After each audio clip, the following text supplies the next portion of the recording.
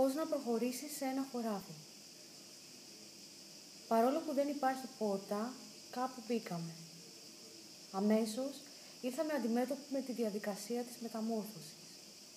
Δεκάδες μικρά πουλιά, πριν αθέατα, έφυγαν από το έδαφος, αγγίζοντας τις κορυφές από τα στάχια, κάνοντάς τα έτσι να αναπνέουν, κάνοντάς τα να συμμετέχουν στην πτήση.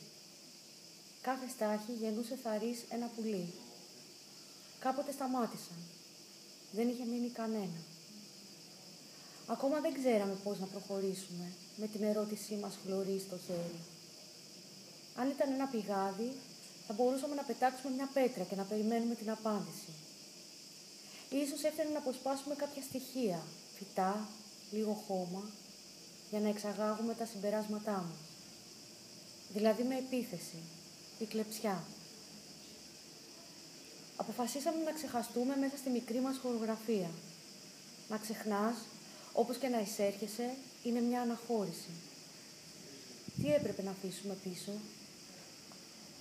Γιγάντια αγκάθια με κορεσμένο πορτοκαλί χρώμα έστρεφαν τα κεφάλια τους στον ανεπαίσθητο αέρα, σαν να επρόκειτο να μετακινηθούν.